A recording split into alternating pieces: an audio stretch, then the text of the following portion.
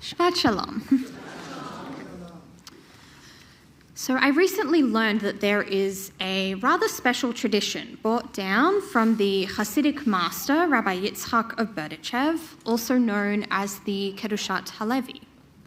He teaches a custom for the last night of Hanukkah to tape a piece of paper under the Chanukiah with, your hopes and dreams and wishes for the next year written upon it.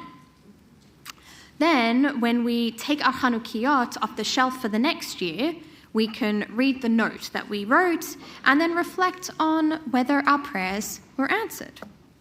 This rather sweet tradition felt poignant this moment, since the last night of Hanukkah this year also happened to be New Year's Day. So it felt like this perfect coincidence of our Jewish and our secular calendars for the first time in 19 years, with the taping of the note feeling much like the equivalent of making a New Year's resolution.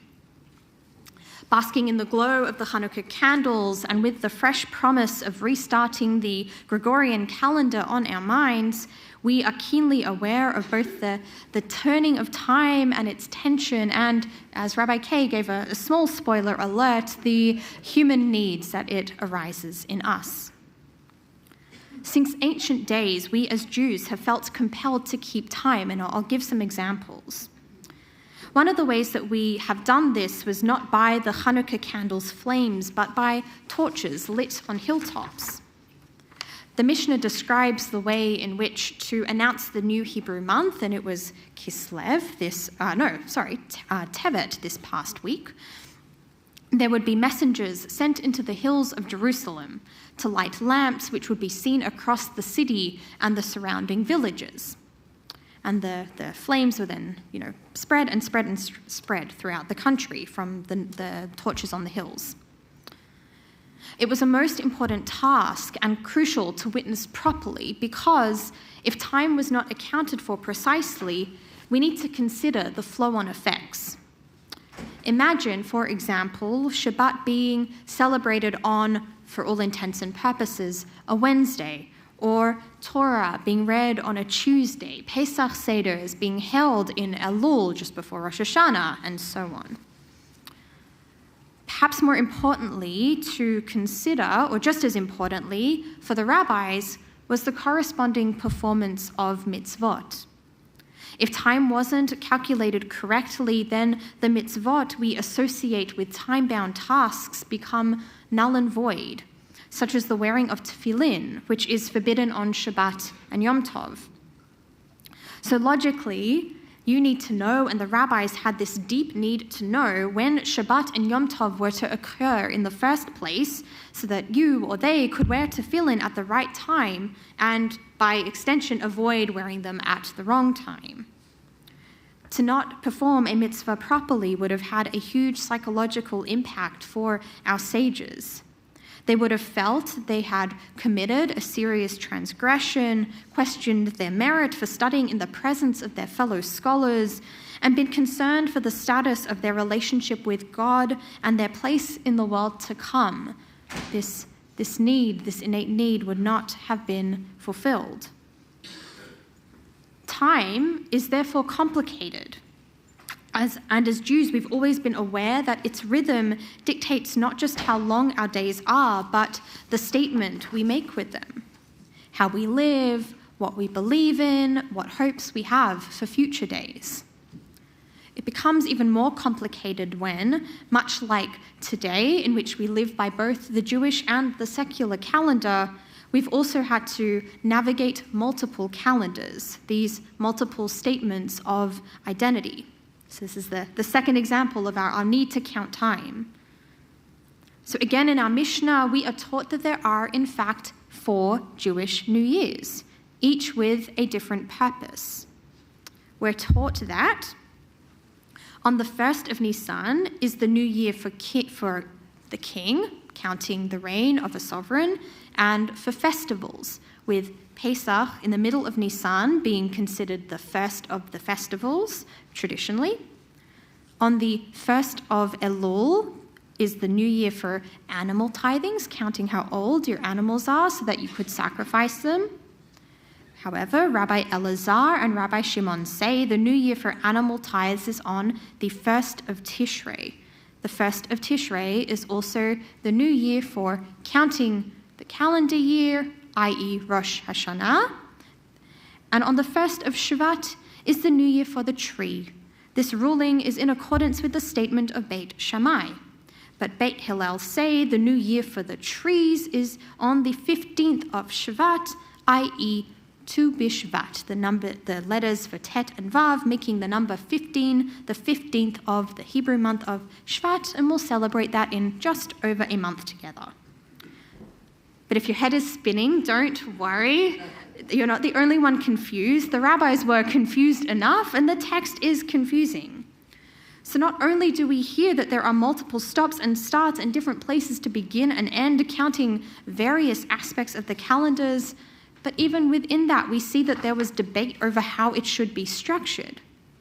What are we to follow then, and which are we to count by? Yet if we take a step back, which I'll encourage us to do now, the Mishnah texts could each be interpreted just a little more simply, as an assertion of the patterns our sages felt were important to keep track of. They felt the need to keep track of the length of time a sovereign was in power, as we said, the festival calendar, and the agricultural cycle.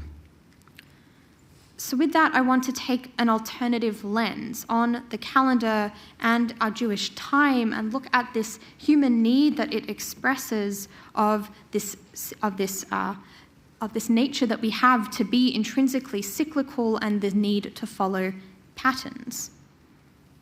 And that's when we can turn to Torah. We can take an example from this week's parashah, Vayigash, and we looked a little bit about it for those who joined us in Torah study this morning. It comes from Genesis chapter 46, and Jacob learns that his beloved favorite son Joseph is alive and well in Egypt, and he has the following dream. Vayomer Elohim liYisrael b'marot halayla, Vayomer Yaakov Yaakov, Vayomer Hineni. God called to Israel in a vision by night, Jacob, Jacob, and Jacob answered, Here I am. If some of that language sounds familiar, it's because it follows the same pattern as the opening verse of the Akedah, the binding of Isaac story way back in Genesis chapter 22. Vayehi achar devarim ha'ele v'ha'elohim nisa et Avraham, vayomer elav Avraham, vayomer Hineni. Sometime afterward, God put Abraham to the test and said, Abraham, and Abraham answered, Here I am.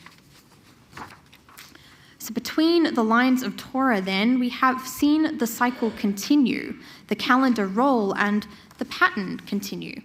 In this case, it's of some, frankly, pretty warped family dynamics.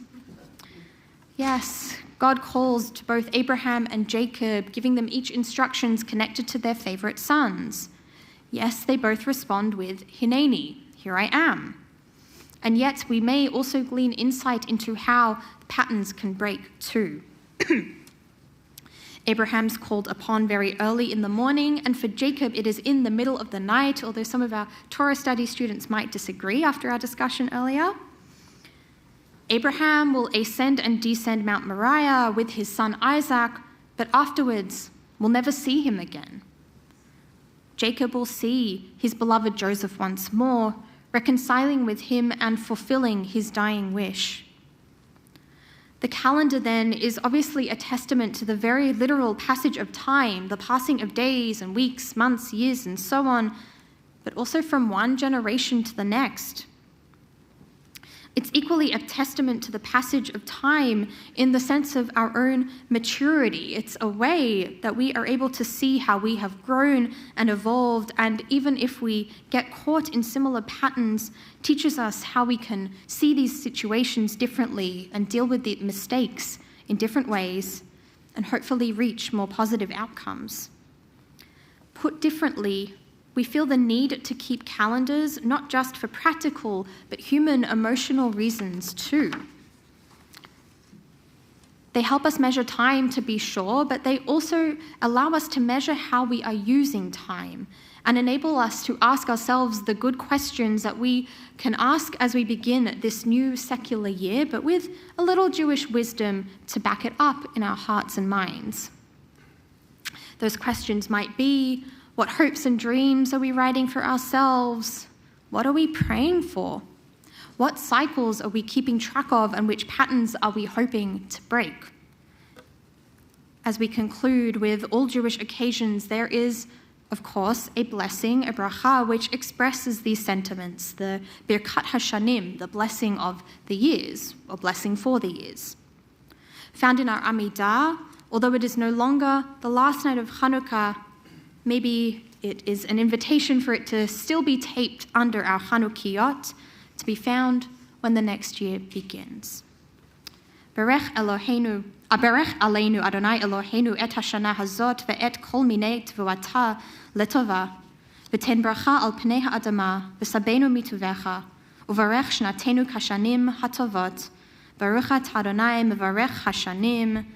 Bless us, Adonai, our God. Let this year and all the varieties of its produce be for goodness, and bestow blessing upon the face of the earth. Satisfy us with your bounty and bless our years as the good years. Praised are you, Adonai, who blesses the years. Amen. Happy New Year and Shabbat Shalom.